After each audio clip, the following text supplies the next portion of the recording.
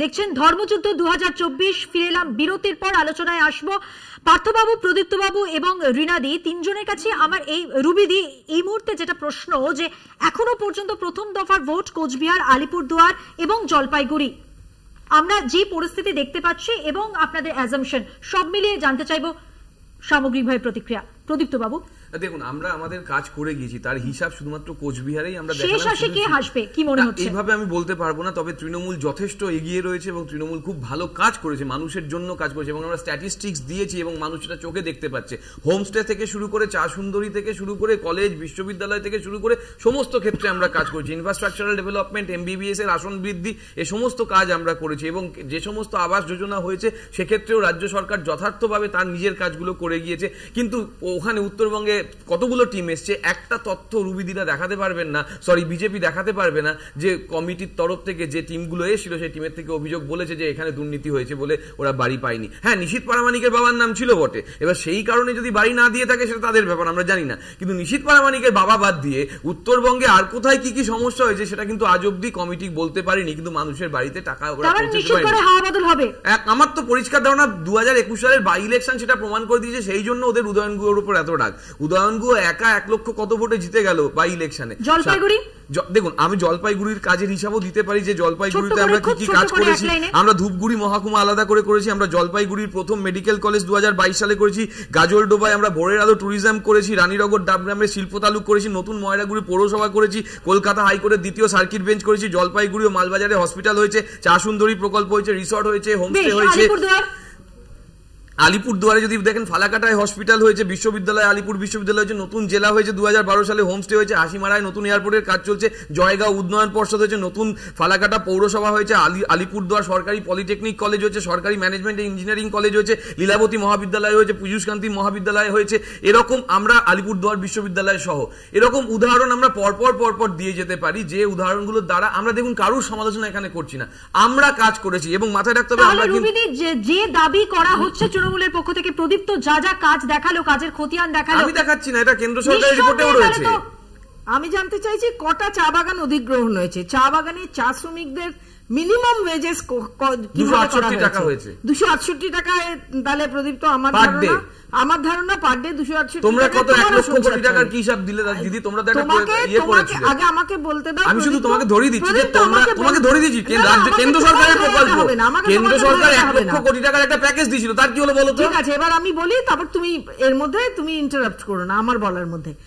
এই যে আজকে একটা গন্ডগোল হলো, একটা তৃণমূলরা পাথর ছুড়ে বিজেপির একজন, উনি নিজে বলছেন আমি বিজেপি ভোটার, ওনার চোখ ফেটে গেল। কেন এত যদি উন্নয়নের জোয়ারে ভেসে যাচ্ছে মানুষ, এত উন্নয়ন হচ্ছে, তাহলে পাথর ছুঁড়ে ভোটারদের ভয় দেখানোর দরকার? পার্থবাবু তো রুবিদি বলছেন যে নির্বাচন কমিশনের, আমি শেষ করে নি। এত উন্নয়ন হয়েছে যে তৃণমূলীরা তৃণমূলীরা করছে। আমাকে শেষ করতে দাও প্রদীপ্ত। তৃণমূলীরা পাথর ছোড়া শুরু করেছে, এবার ভায়োলেন্সে নেমে গেছে। তার কারণ ওরা জানে ওরা হারছে শুধু না, বিপুল ব্যবধানটা বাড়বে। না হলে এত যাদের উন্নয়ন হয়েছে, যারা এত কাজ করেছেন বলে প্রদীপ্ত এত খতিয়ান দিল, এই খতিয়ানগুলো যদি হয়েই থাকে তাহলে তো মানুষ এমনিতেই গিয়ে ভোট দেবে, তাকে তো ভয় দেখাতে হবে না। আমাকে ভয় দেখানোর দরকার আছে কি? আমি যদি এত উন্নয়নে উন্নত হয়েছি তাহলে তো আমি ভয়ও পাবো না, আমি গিয়ে সোজা তৃণমূলকে ভোট দিয়ে আসবো। কিন্তু সেইখানে তৃণমূল কেন ভায়োলেন্সে নামছে এখানে না, পরে বলবে, তুমি ডেফিনেটলি বলবে, পরে বলবে।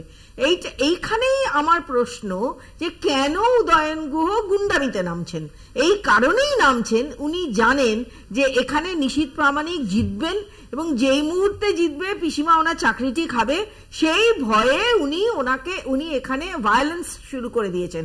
হ্যাঁ, জলপাইগুড়িতে তো এত ভায়োলেন্স নেই, আলিপুরদুয়ারে তো এত ভায়োলেন্স নেই, কিন্তু এইখানে প্রচন্ড ভায়োলেন্স। আর আমি তোমাদেরও বলছি, তোমরা একমাত্র এই উদয়ন গুহ বারবার এই ছবিটাই বারবার দেখাচ্ছ যে উনি যাচ্ছেন হাসপাতালে গিয়ে তোমাদের তৃণমূলের লোকেদের, উনি তৃণমূলের একজনকে মাথা ফেটেছে তাকে দেখছেন, অথচ হাসুয়া দিয়ে মেরে বিজেপির নেতার মাথা ভেঙে দেওয়া হয়েছে এবং সেখানে 11টা স্টিচ পড়েছে, তিনি এখনো হসপিটালাইজ।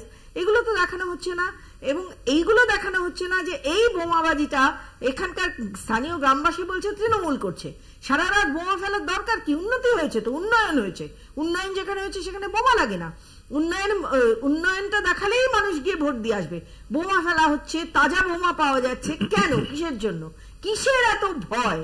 তৃণমূলের এই ভয়টা নিয়েই আমাদের প্রশ্ন, যে এইখানেই আমি কোনো প্রেডিকশন করছি না তৃণমূলের কি উত্তর দেবে। না, তুফানগঞ্জে যখন আগ্নেয়াস্ত্র ধরা পড়ছে এবং সেখানে মানুষ বলছে যে তৃণমূলের লোকেদের ভয় দেখানো হচ্ছে বিজেপির দ্বারা, দিদি তখন চুপ।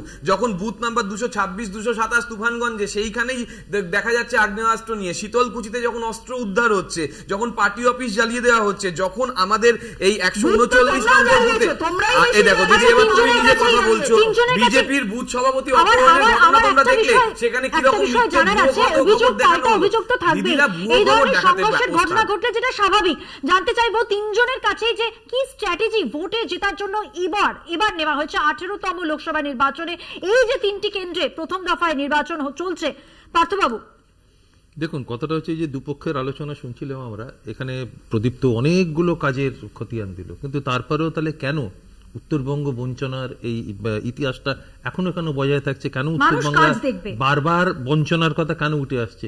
আবার উল্টো দিকে আমাদের এখানে বিজেপির প্রতিনিধিও অনেক কথা বললেন, এবং সেখানে তো যতজন জনপ্রতিনিধি, সে আপনি পশ্চিমবঙ্গ বিধানসভাতেই বলুন কি ভারতের পার্লামেন্টে বলুন, সেগুলো মোটামুটি ভাবে ভারতীয় জনতা পার্টি। ফলে তারপরেও কিন্তু সেখানে এই বঞ্চনার ইতিহাসের অভিযোগ কিন্তু উঠে আসছে। ফলে অভিযোগের উত্তর দেওয়ার দায় কিন্তু তৃণমূল এবং ভারতীয় জনতা পার্টি দুজনের ক্ষেত্রে আছে। আমরা তো সোজা কথা বলছি, কর্মসংস্থান একদম। আমরা যেটা বলছি যে আমরা 30 লক্ষ সরকারি, একদম সরকারি 30 লক্ষ যে চাকরি খালি পড়ে আছে, সেই 30 লক্ষ চাকরি দিতে গেলে অন্তত 30টা চাকরি তো কুচবিহারের মানুষও পেতে পারে, 30টা চাকরি আলিপুরদুয়ারের মানুষও পেতে পারে, 30টা চাকরি জলপাইগুড়ির মানুষও পেতে পারে। আমাদের সেটাই বক্তব্য, যে আমরা সরকারি যে চাকরিগুলো দেবো বলছি তাতে সেখানকার মানুষেরও আসবে। আমরা তো কৃষকদের জন্য এমএসপি, যেটা আইনগত অধিকার দেবো বলছি, শুধুমাত্র ঘোষণা নয়। এবারে কিন্তু ভারতীয় জনতা পার্টির যে ঘোষণাপত্র, তাতে কিন্তু এমএসপির কোনো কথা বলা নেই। আমরা কিন্তু এমএসপি সম্পর্কে পরিষ্কারভাবে বলেছি, এবং আমরা আমাদের ন্যায়পত্রে আমরা বলেছি যে আমরা এমএসপি ঘোষণা করব। তার সুবিধা আমি দাদাকে শুধু মনে করে দাও, দাদাকে আমি আবার একটা থ্যাংক ইউ দিতে চাই শুরুতেই, যে দাদা বললেন বঞ্চনার ইতিহাসটা নিয়ে চর্চা হচ্ছে। থ্যাংক ইউ দাদা, বঞ্চনার ইতিহাস নিয়েই চর্চা হচ্ছে। দীর্ঘদিনের দাশগুপ্ত পরিবার, সেই নিয়েই চর্চা হচ্ছে, যে ইতিহাস কখনো মিথ্যে হয় না। আর আমরা যখন ওই রায়গঞ্জে হসপিটাল করছি, তখন বিধান রায়ের নামে তাকে উৎসর্গ করছি, দাসমুন্সি। Thank you. এই দাসমুন্সি পরিবারের যে বঞ্চনার ইতিহাস, সেটাই চর্চা হচ্ছে, যে উত্তরবঙ্গে দীর্ঘদিন ধরে কংগ্রেস, তারপরে মোহাম্মদ সেলিম অবধি 2019 সাল অবধি তাড়া করে গেল সমস্ত কিছু, আর স্বাভাবিক কিছু পেল না, তাই বঞ্চনার ইতিহাস হচ্ছে। এইখানে আমরা বর্তমানে এই 3টে ব্লকে 3টে করে সুপার স্পেশালিটি হসপিটাল করে দিয়েছি। আমরা সেখানে কলেজ করেছি, স্কুল করেছি। তথ্য তালাশ করে নাও, গিয়ে দেখে নাও, কিচ্ছু যায় আছে না। তোমরা এখানে গলাবাজি করতে পারো, কিন্তু মাঠে ময়দানে আমরা কাজ করছি। যাই হোক না বাবা, তৈরি তো হয়েছে। নিজে ভিডিও দেখো 2011 আগে আর এখনকার। রুবিদি, আলিপুরদুয়ার, কোচবিহার, জলপাইগুড়ি, কেন মানুষ চাইবে বিজেপিকে? তার কারণ বঞ্চনা তো তৃণমূল করছে। তৃণমূল এই যে বলছে অভিযোগ না করে, নিজেদের কাজের খতিয়ান যদি কিছু করতে পারছে না, এই কারণেই এখানে সমস্ত কিছু মমতা ব্যানার্জি আটকে দিচ্ছেন। ইনি আয়ুষ্মান ভারত করতে দিচ্ছেন না। তার কারণ উনি বলছেন না আমার স্বাস্থ্য সাথী। এইভাবে বিজেপি একটি আদর্শ মেনে চলে, সেই আদর্শ মানা হবে, ইস্তাহারে এমনটাই প্রতিশ্রুতি। একদম। আগে আমাকে বলতে দাও। আমার করে ভদ্রমহিলা মেগালোম্যানিয়াকের মতো চিৎকার করে যাচ্ছেন। এই আমারটা কি উনি নিজের পকেটে? আচ্ছা, এই ফাঁকে একটা ছবি দেখিয়ে দিই। নিশীথ প্রামাণিক কিন্তু বুথে বুথে ঘুরছেন, সেই ছবি একবার দেখিয়ে দেব।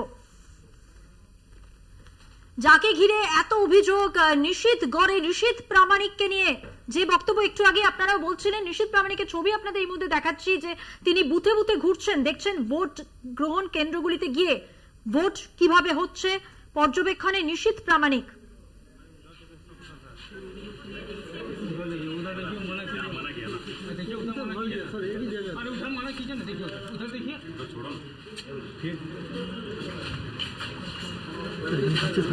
आप नीचे करो ना, नीचे करो ना।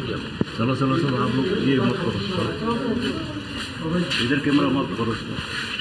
वो तो आ रहा है, अपनी सरेंजर 2019 লোকসভা নির্বাচনে এই জয়ী প্রার্থী নিশীথ প্রামাণিক, যিনি আজ ভোট গ্রহণ কেন্দ্রগুলি ঘুরে দেখছেন,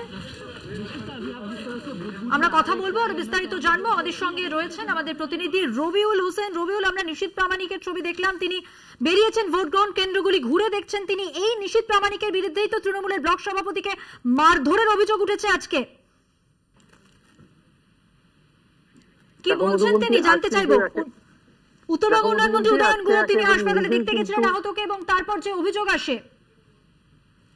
দেখো মধুবন্তী, আজ নিজের ভোট একেবারেই ভেটাগুড়ি লাল বাহাদুর শাস্ত্রী উচ্চ বিদ্যালয়ে কিন্তু প্রদান করার পর কেন্দ্রীয় স্বরাষ্ট্র প্রতিমন্ত্রী তথা বিজেপির লোকসভা আসনের প্রার্থী নিশীথ প্রামাণিক তিনি কিন্তু ভেটাগুড়ি সহ পার্শ্ববর্তী বিভিন্ন এলাকায় কিন্তু ঘুরে বেড়াচ্ছেন এবং বিভিন্ন বুথে যাচ্ছেন। বিশেষ করে যে সমস্ত বুথে তৃণমূলের উপর অভিযোগ তুলছে বিজেপি, সেই সমস্ত বুথে যাচ্ছেন এবং বিভিন্ন বুথ ঘুরে কেন্দ্রীয় স্বরাষ্ট্র প্রতিমন্ত্রী তথা বিজেপির প্রার্থী জানাচ্ছেন যে উত্তরবঙ্গ উন্নয়ন দপ্তরের মন্ত্রী আজকে বাইরে রয়েছে জন্যই কিন্তু জেলাটার বিভিন্ন এলাকায় সন্ত্রাস হচ্ছে, এমনটাই কিন্তু অভিযোগ তুলছেন এবং তিনি আজকেও আবার দাবি জানাচ্ছেন যে মন্ত্রী উদয়ন গুহকে যেন এবং উদয়ন গুহর জন্যই সমস্ত সন্ত্রাস হচ্ছে এবং তার মততেই তৃণমূল কর্মীরা সন্ত্রাস করছে এবং বিজেপি প্রার্থী তিনি এটাও জানাচ্ছেন যে এর পরবর্তীতে গোটা দিন ধরে তিনি কিন্তু লোকসভা আসনের একেবারেই সম্পূর্ণ এলাকাগুলি যেখানে যেখানে সেখানে যাবেন। ধন্যবাদ রবিউল, কথা বললাম আমাদের প্রতিনিধি রবিউল হোসেনের সঙ্গে।